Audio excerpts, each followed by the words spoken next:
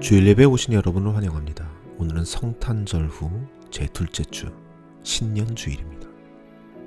오늘의 키워드는 터입니다. 올해 저희 교회의 주제어는 The Foundation입니다. 기초라는 뜻을 가지고 있는 단어죠. 이 SF나 판타지 장르에 관심이 있으신 분이라면 아마 이 Foundation이라는 단어에서 아이작 아시모프의 동명의 소설 파운데이션을 떠올리셨을 겁니다. 네, 맞습니다. 그 소설에서 말하는 파운데이션, 딱 그 의미대로 쓰인 주제어 맞습니다. 과거의 유산이 아닌 미래를 위한 기초, 전통적 기준이 아닌 발전의 토대를 위한 기초, 돌아가야 할 시작점이 아닌 앞으로 나아가야 할 시작점으로서의 기초, 즉 기초이지만 그 위에 무언가를 만들기 위한 기초, 바로 그 기초로서의 파운데이션이 올해 교회의 주제어입니다. 그리고 이 파운데이션이라는 단어에 the라는 정관사를 넣어서 유일무이한 권위를 가지고 있는 기초 중의 기초, the foundation, 즉 크리스찬의 시작점이요 교회의 기초인 예수 그리스도를 이야기하는 한 해가 되기를 소망합니다. 사도 바울은 말하고 있습니다. 교회가 세워질 곳은 예수 그리스도라는 터밖에 없다는 것을, 그 밖에 또 다른 어떠한 터도 놓을 수 없다고 말이죠. 수많은 사람들이 교회의 위기를 말하고 있습니다. 그렇게 교회가 위기에 처할 만큼 흔들리고 있다면 우리가 가장 우선적으로 점검해야 할 곳은 마땅히 그 교회가 세워진 그 교회의 터가 되어야 할 것입니다. 과연 우리가 고백하고 있는 그 예수님이 성경에서 증거되고 있는 그 예수님과 동일한 인물인지 그것부터 살펴봐야 할 것입니다. 2025년도 한 해 우리의 신앙 고백을 점검하며 기초 중의 기초이고 근본 중의 근본이신 그 예수 그리스도를 바로 알고 그와 사귀고 그와 함께 동행하는 한 해가 되기를 간절히 소망합니다. 다 같이 기도하겠습니다. 우리의 삶의 주권자가 되시는 하나님 아버지, 오늘도 주님의 은혜에 감사하며 2025년도 새로운 한 해를 엽니다. 우리의 근본이신 예수 그리스도를 닮아 올 한 해도 예수 그리스도의 그 길 위에서 벗어나지 않는 한 해가 될 수 있도록 주님 우리의 발걸음을 인도하여 주옵소서. 오늘 이 예배 시간도 주님께서 함께하여 주시고 저희들이 바치는 이 모든 시간과 이 예물에도 함께하여 주시옵소서.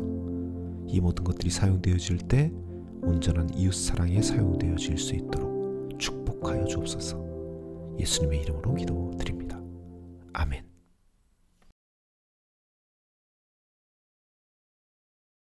자, 오늘도 이 설교 전에 잠시 양해의 말씀을 구합니다. 오늘 이 설교가 신년 주일 설교인 것만큼 아무래도 저희 로컬 처치 멤버들을 대상으로 쓰여진 설교라는 것을 양해해 주시길 바랍니다. 이 온라인으로만 저희를 접해서 이 전이해가 없는 분들에게는 조금 넘사스럽게 들릴 만한 이야기가 좀 있는데요. 양해 부탁드리며 그럼에도 불구하고 동등한 은혜를 올 한 해 누리시기를 간절히 축원하며 기도합니다. 자, 그럼 시작하겠습니다. 지금 교회는 위기 상황에 놓여 있다, 그렇게 말하고들 있습니다. 크리스찬 개개인의 신앙에 위기가 찾아왔다, 그렇게들 이야기하고 있습니다. 그래서 위기를 맞은 교회들은 여러 대책들을 내놓고 있습니다. 청년 사역만이 해법이다. 예배의 회복만이 희망이다. 전통과 예전을 더욱 강화해야만 한다. 그렇게들 말하고 있습니다. 그런데 우리는 이런 질문을 한번 던져봐야 합니다. 정말 청년이 희망인가? 예배가 희망인가? 전통과 교리와 예전이 희망인 적이 있었는가? 교회 역사상 청년이 교회의 희망인 적은 한 번도 없습니다. 그와 마찬가지로 교회의 희망이 예배인 적도 없었고 전통과 교리인 적도 없었습니다. 교회의 희망은 언제나 하나였습니다. 예수 그리스도였습니다. 예수 그리스도 한 분만이 우리 교회의 희망입니다. 이와 마찬가지로 내 남편의 신앙이, 나의 아이들의 신앙이, 나의 신앙에 위기가 찾아왔다고 합니다. 그래서 예배를 드리고 기도를 하고 설교를 듣습니다. 교회에서 땀을 흘리며 봉사를 합니다. 그것이 희망이라고 생각하고 있는 겁니다. 아닙니다. 그럴 수 없습니다. 예배나 기도나 봉사나 그 어떤 것도 우리의 희망의 자리에 놓을 수는 없습니다. 목사의 설교는 더더욱 그러합니다. 그들의 설교는 오히려 방해가 될 때가 더욱 많습니다. 나의 신앙의 위기를 극복하게 하실 분은 단 하나, 단 한 분, 예수 그리스도밖에 없습니다. 그분께 나의 희망을 걸어야 합니다. 예수님만이 길이요 진리요 생명입니다. 우리의 유일한 희망입니다. The Foundation입니다. 기초이며 터입니다. 우리는 우리의 신앙 고백이 닿아 있는 바로 그 예수 그리스도를 점검해 봐야 합니다. 우리는 여전히 예배를 잘 드리고 있습니다. 눈물 콧물 흘리면서 찬양하고 기도하고 있습니다. 그 어느 때보다 목사들의 설교를 열심히 듣고 있습니다. 이제는 집에서도 쉽게 틀어놓을 수 있어서 청소를 할 때도, 식탁을 차릴 때도, 심지어 잠을 잘 때도 목사들의 설교를 틀어놓고 그렇게나 열심히들 설교를 듣고 있습니다. 그런데 놀라운 것은 그렇게 다들 열심히 하는데도 위기가 그치지 않는다는 겁니다. 교회에서는 여전히 위기라 말하고 있으며 나의 남편, 나의 아내, 나의 아이들은 교회에 가는 것을 힘들어합니다.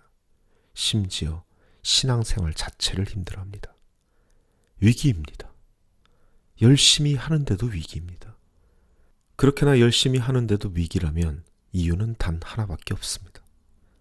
그렇게 예배를 통해, 찬양을 통해, 기도를 통해, 그리고 하루 종일 목사의 설교를 통해 만나게 되는 그 예수 그리스도의 문제가 생긴 겁니다. 그 예배에서, 찬양에서, 기도에서, 설교에서 등장하는 예수 그리스도와 성경에서 증언하고 있는 예수 그리스도가 다른 인물인 것입니다. 저에겐 다른 질문이 하나 더 있습니다. 교회가 위기다, 위기다 외치면서 예배가 회복되어야 한다, 청년만이 희망이다, 교리와 전통을 수호해야 한다, 뭐 이런 대책들을 내어놓고 있는 그런 교회들을 향한 질문입니다. 전 이렇게 질문하고 싶습니다. 정말 이 교회가 위기에 처한 건 맞습니까? 이런 질문 말이죠. 이 질문은 다른 말로 당신들은 교회의 위기를 도대체 무엇으로 판단하고 있는가? 라는 질문이기도 합니다. 교회의 사이즈가 줄어드는 것이 교회의 위기 맞습니까? 교회가 재정적으로 독립하지 못하는 것이 교회의 위기입니까? 교회가 핍박을 받고 그 교회에 속한 성도들이 핍박을 받는 것이 정말 교회의 위기 맞습니까? 정말 이런 것들이 교회의 위기라고 말할 수 있냐는 겁니다. 만약에 이런 것들이 위기를 맞은 교회의 지표가 된다면은 성경에 기록되어 있는 초대교회는 그야말로 금세 사라져 없어질 풍전등화의 위기 상황이 있었던 겁니다. 바로 오늘 내일 없어져 버려도 이상하지 않을 만한 그런 위기 상황이 있었다는 겁니다. 그런데 정말 그것이 위기가 맞았습니까? 그것이 바로 교회가 사라질 만한 위기였다면 지금 우리가 다니고 있는 이 교회 역시 존재하지 않았었겠죠. 교회의 멤버십이 줄어드는 것, 재정적으로 어려워지는 것, 이런 것들은 결코 교회의 위기가 될 수 없습니다. 교회의 정말 큰 위기는 그 교회가 예수 그리스도라는 The Foundation, 그 터 위에 세워지지 않았을 때입니다. 전 그런 면에 있어서 현대교회는 분명히 위기 상황에 있다, 그렇게 판단하고 있습니다. 저는 오래전부터 지금 이 현대교회에서 전하고 있는 그 예수 그리스도가 더 이상 성경에서 증언하는 그 예수 그리스도가 아니라는 확신을 가지고 있었습니다. 지금 그들이 교회의 위기라며 내세우고 있는 그 대책들이 바로 그것을 증언하고 있습니다. 그들은 지금 청년에 관심이 있지 예수 그리스도에 관심이 있지 않습니다. 그들은 지금 예배에 관심이 있지 예수 그리스도에게는 관심이 없습니다. 지금도 여전히 예수 그리스도를 수단으로만 사용하고 있을 뿐이죠.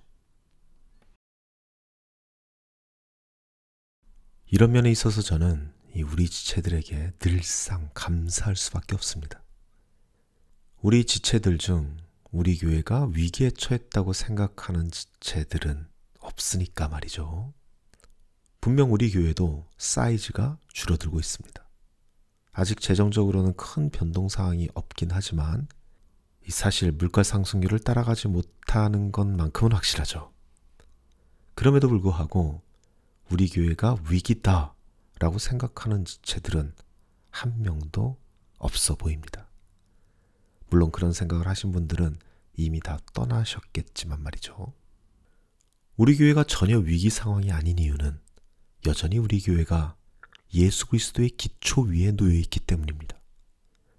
여전히 여러분은 힘든 상황에서도 이웃사랑의 끈을 놓지 않고 계시며 오래 참고 모든 것을 견디는 삶을 살고 있기 때문입니다.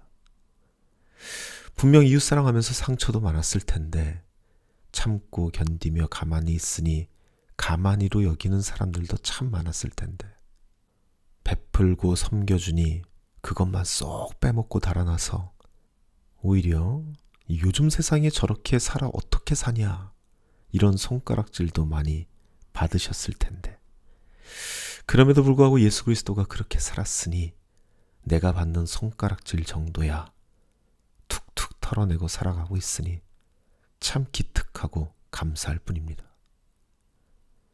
그간 교회 안팎에서 얼마나 말도 안 되는 사람들의 부당한 비난과 무시를 당했는지 저도 잘 알고 있을 정도니 교회의 근본이시며 가장 먼저 이 삶을 사신 예수님과 하나님은 얼마나 잘 아시겠습니까?